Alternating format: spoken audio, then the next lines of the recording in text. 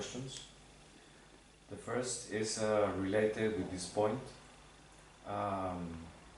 In some books, Prabhupada books, he explains Krishna is the only Purusa and all the souls, the jivas, are Prakriti. So my question is, according of what you are saying now, like harmonizing those concepts, it means that the soul is Prakriti in the way that is enjoyed by the only Purusha, Krishna. Is that? Yes. Okay. Oui. Donc, allez, il avait cette question, parce que Prabhupada, dans ses livres, il explique que Krishna est le seul Purush, le bénéficiaire suprême, et que toutes les âmes sont Prakriti, qu'ils sont féminins dans le sens où ils ont cette fonction d'adorer le Seigneur, de servir le Seigneur, que Krishna se divertit, oui, c'est ça, qu'il se divertit de toutes les âmes spirituelles, et dans ce sens, elles sont Prakriti. Est-ce que c'est bien cela? Good question. I appreciate that. Je l'apprécie. Yes. Here, the way Srila Swami Prabhupada mentor explained about, or the way it has been mentioned in the scripture while said Krishna is the only Purusha. Meaning, definitely in the eternal male form, manifesting in the male form. At the same time, the meaning of the term Purusha means enjoyer, meaning he is supreme enjoyer. And Prakriti means literally female, in a female form. In other words, to be enjoyed by the supreme enjoyer.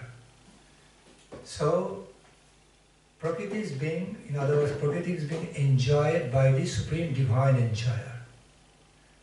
But the fact is that both receive so much praise, so much bliss, enjoying and being enjoyed.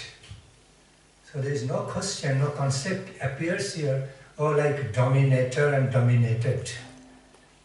We cannot impose in our limited material concept that, oh, is predominator and be predominated. It's not like that at all. Because those who are being enjoyed by Krishna, oh, receiving some kind of equal pleasure, bliss, by being enjoyed by the supreme enjoyer, and they love to be enjoyed more and more and more. Okay, they enjoy to be enjoyed. They enjoy infinitely to be enjoyed by Krishna more and more, to receive that bliss.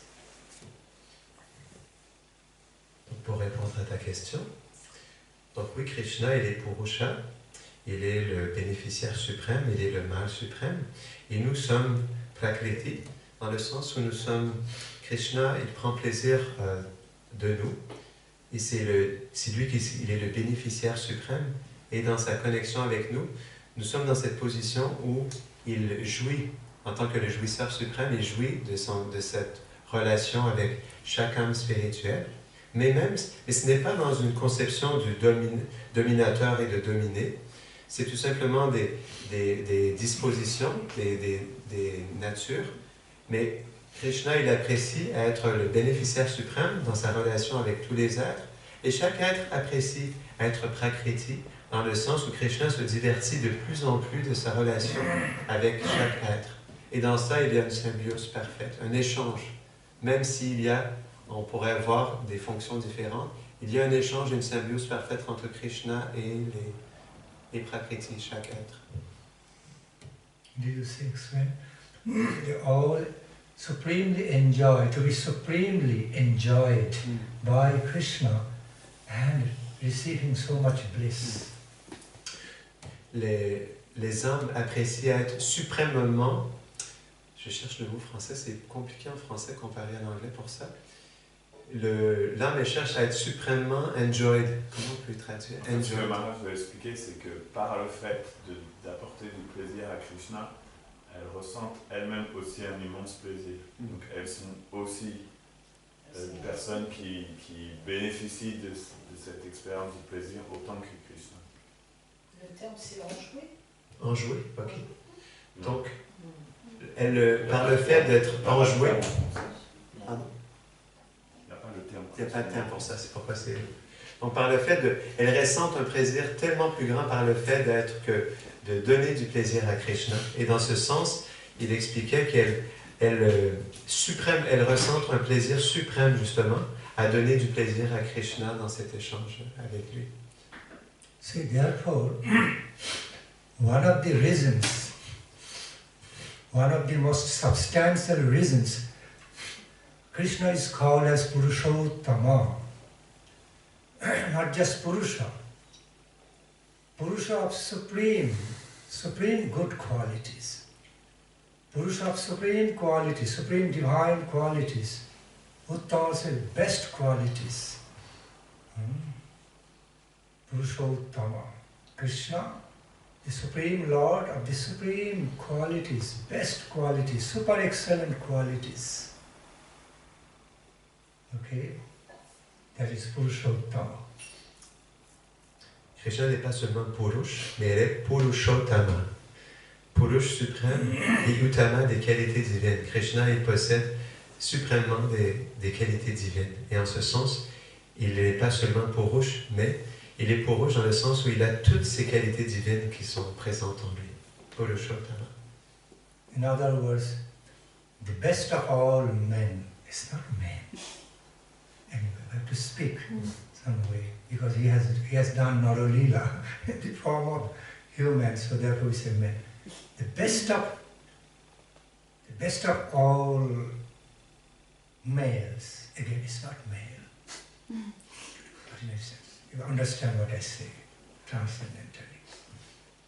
Donc, dans ce sens, on peut dire que comme il a toutes ces qualités, il est le meilleur des hommes, mais en même temps, on ne peut pas dire qu'il est un homme, mais on regarde qu'il est dans les narades, il a des divertissements humains, il prend une forme humaine, donc on pourrait dire qu'il est le meilleur de tous les mâles, mais en même temps, il n'est pas exactement ça, mais vous comprenez ce que je veux dire. See, thus, the very best of the all divine males, Krishna is so decorated, so decorated, so commanding of all super excellent, most beautiful, wonderful, divine qualities, that all the females want to be fully enjoyed by him. They want to fully dedicate themselves to him for his pleasure, for his enjoyment, fully devote themselves, mind, heart, soul, everything. Okay, mind, heart, soul, whole existence to him for his pleasure, for his enjoyment, and thereby they receive so much divine enjoyment in return, so much divine bliss, nectarine pleasure by nature, by uniting with that supreme male, supreme divine male, Krishna. That's how it works. That's why he's Purushottama. Krishna, il est le meilleur de tous les mâles divins parce qu'il a en lui et il exprime toutes les qualités d'une manière illimitée. Et en ça, comme il est Purushottama, celui qui a toutes les meilleures qualités au monde, il attire toutes ces femelles qui peuvent se donner complètement à lui. Elles veulent donner leur corps, leur âme, leur souffle, absolument tout, pour réciproquer avec ce que Krishna est à travers toutes ses qualités. Et en ça, elles reçoivent tellement le fait de complètement se donner à lui, elles reçoivent tellement le fait de lui donner du plaisir, et à ce qu'ils prennent plaisir de cette interaction, elles veulent complètement se donner à lui. Et dans ça, Krishna leur donne tellement de plaisir dans cet échange avec lui. Therefore, all the devotees,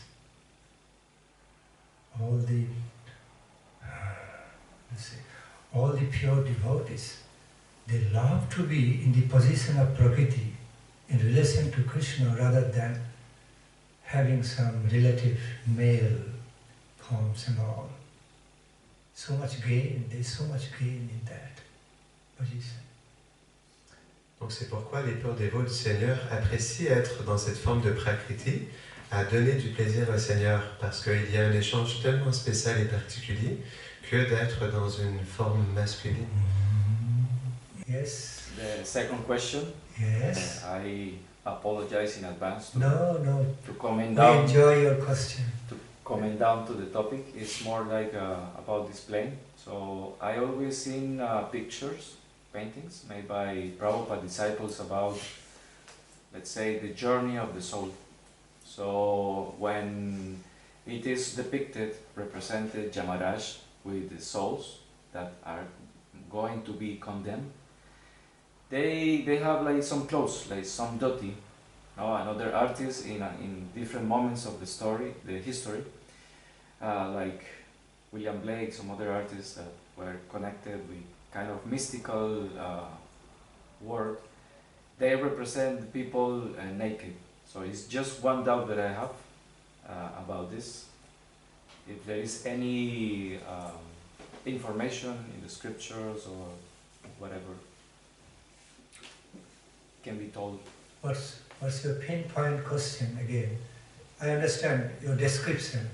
What is your pinpoint query? The soul Yeah. is going through the subtle body after death. Yes. It's supposed to be naked, no? Because Okay. the soul has Without body, yes. So soul is like kind of formless, although it has individual constitution, individual entity, but devoid of certain forms. Humans, animals, devoid of some forms, yes. Okay. I think he's wondering, because the soul leaves the gross body, and then it keeps the subtle body, but is the subtle body naked, or does it have a dress when it is in front of Yamaraj? Okay. Okay. I'll just translate the question. Donc, Ali, il voulait savoir, parce que chez la Prabhupada, c'est des voix artistes qui ont peint les âmes qui quittent leur corps grossier, qui sont transportées par le corps subtil et qui sont placées en face de Yamaraj. Donc, ils quittent le corps grossier, ils sont dans leur corps subtil, mais c'est peigné comme s'ils avaient un dhoti, comme s'ils étaient en quelque sorte habillés. Mais est-ce qu'on peut comprendre comme ils ont quitté leur corps grossier, ils sont juste dans leur corps subtil? Est-ce qu'ils sont nus? Est-ce qu'ils sont vêtis lorsqu'ils se présentent en face de Yamaraj? Again, so why the subtle body doesn't have... I understand, it's a pinpoint question, why they are painted as naked or this form, that Yes, form. exactly. Because subtle body doesn't have the form, because it already left that form, okay, material body. Then it has to be shown while it is being drawn Yes. in a painting, because nothing can be expressed in this world without image, certain form and figures. So therefore, some way it has to be painted, so that artist had no choice. Yes. Because you cannot paint anything which is mystically abstract or energy form, you can't paint that.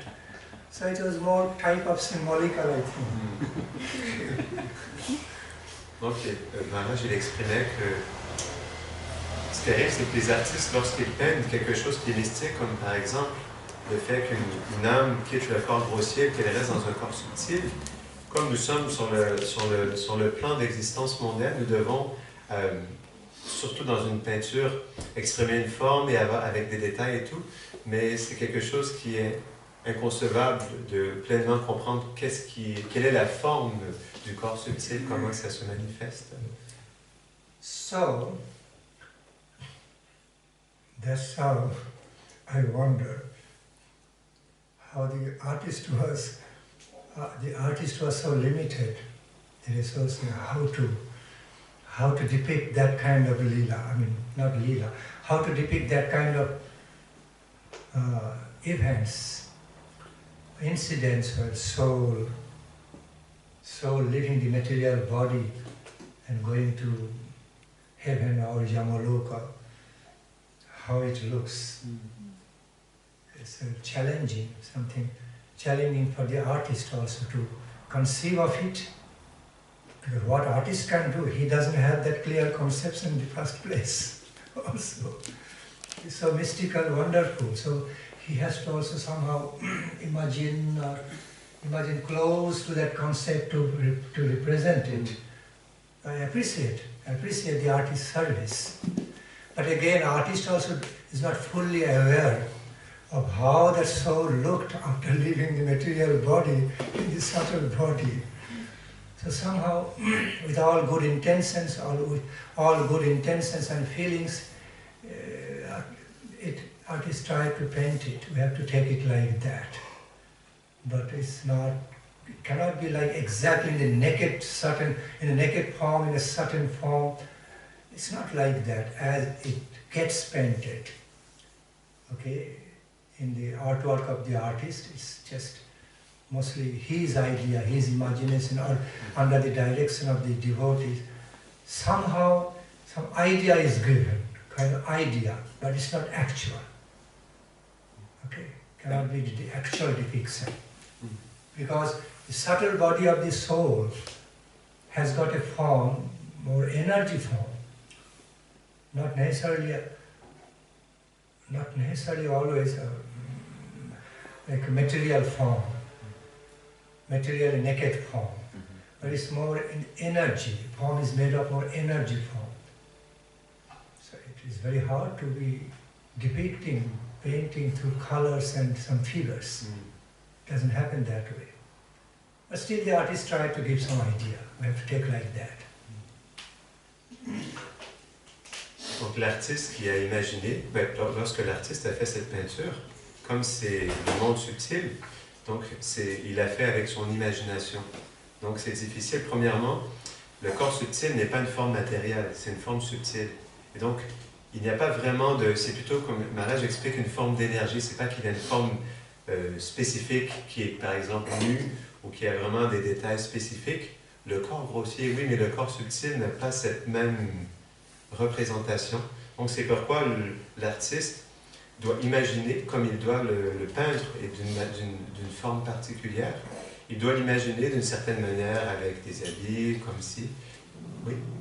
Il y a un détail qui est donné, c'est qu'en fait, c'est expliqué quand ils sont amenés, ils reçoivent un corps spécial. Ah, ok. Ah, okay. C'est un détail. Ah, okay. Ils reçoivent un corps spécial. C'est mentionné dans les Écritures. Ok. Maharaj, he points out that it is described in the scripture that when they're taken to Yamaraj, they receive a special form in order to be in the presence. To communicate. To be with Maharaj. Yeah, this is very true, but all I'm talking during the transition period. Transition period, yeah. So there's no real form. I mean, not like material form. It's just Shakti. Point of potency. Krishna. Lui, il explique dans la transition, il n'y a pas vraiment de forme spécifique. C'est la Shakti, mais c'est pas vraiment... Like kind of mystical light, mystical effulgence or something like that. Comme une lumière mystique ou une effulgence. Ils expliquent quand même que sur le chemin, il inflige toutes sortes de souffrances quand même. Because he says that it is explained that on the way, on the path to meet Maharaj, they inflict all kinds of sufferings onto the body of the person. Different ways, yes. Explained in different ways according to the different descriptions. Okay.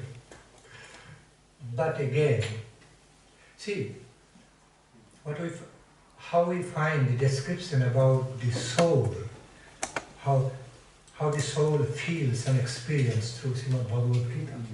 Ascharyavat pasati, see, Ascharyavat pasati kastidena, Ascharyavat vadati tathaiva channam, Ascharyavat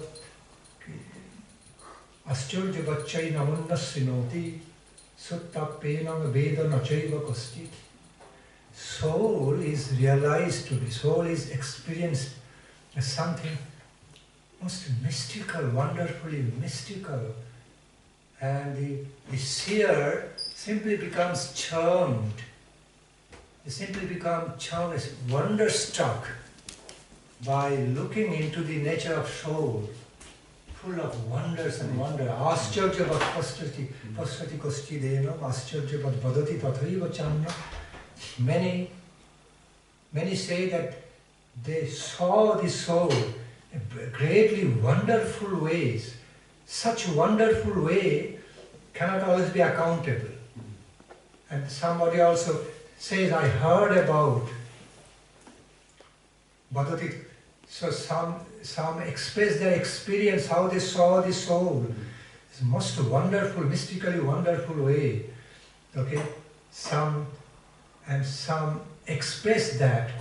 Also try to define soul in a very mystical, wonderful way, almost unaccountable, not fully accountable. Okay. That's how the soul is experienced. And before taking any form, just soul as it is. That way.